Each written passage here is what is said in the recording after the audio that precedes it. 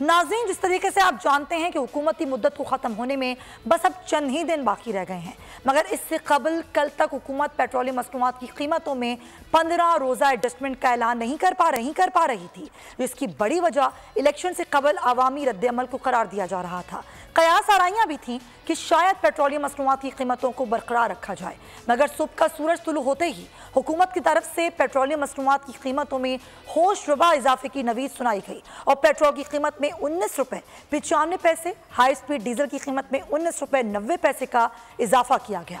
वज़ीर ख़जाना इसाक डार का ये मौक़िफ़ है कि गुज़िश्ता दिनों आलमी मार्केट में तेल की कीमतों में इजाफे को मद्देनज़र रखते हुए ये फैसला किया गया है, मगर हकीकत यह है कि IMF की कड़ी शराइत पूरी करना पाकिस्तान की किसी भी हुकूमत के लिए अब मजबूरी बन चुका है। सिर्फ पेट्रोल ही नहीं, गुज़िश्ता चंद दिनों के दौरान बिजली, गैस, LPG समेत दीगर ज़रूरी अशिया की कीमतों में इजाफा भी IMF मुआहदे की ही कड़ी है, जिसे अब हर हाल में पूरा करना होगा। माजी में PTI की साबिका हुकूमत ने नाजरीन जाते जाते मुआहदे की खिलाफ वर्जी की थी, जिसका नतीजा आगे चलकर आवाम को ही भुगतना पड़ा, मगर मुआहदे की पासदारी का खुमियाजा भी अब आवाम को ही भुगतना पड़ रहा है। एक तरफ आवाम महंगाई के अजाब से निकलने के लिए अच्छे हुक्मरानों की मुंतज़िर हैं, तो दूसरी तरफ निगरान हुक्मरानी का तख्त संभालने के लिए इत्तेहादियों के इख्तलाफात शायद ख़त्म होने का नाम ही नहीं ले रहे। निगरान वज़ीर आज़म के मामले पर कल भी इत्तेहादी जमातों का अहम इजलास हुआ, जिसमें तमाम जमातों को अपनी क़यादत से मुशावरत के लिए अब 2 दिन में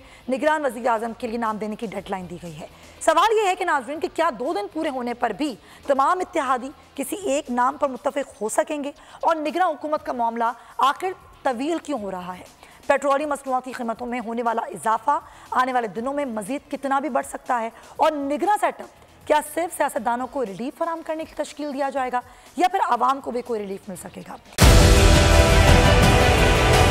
डिजिटल लोन स्कैम, आवाम को कर्जों के जाल में फंसाकर लूटने वाले भेड़िए बेनकाब। बोल की काविशें बारावर साबित हो गई, ऑनलाइन कर्ज माफिया के गिर्द घेरा तंग हो गया है। बोल ने दिया अपने आवाम का साथ, उठाई इस स्कैम के खिलाफ आवाज। बोल की डिजिटल लोन स्कैम के खिलाफ आगाही मुहिम की सबसे बड़ी ट्रांसमिशन 59% आवाम ने देखी अपनी स्क्रीन पर, क्योंकि बोल है पाकिस्तान का नंबर 1 न्यूज चैनल। सब्सक्राइब करें और बेल दबाएं ताकि कोई खबर रह न जाए।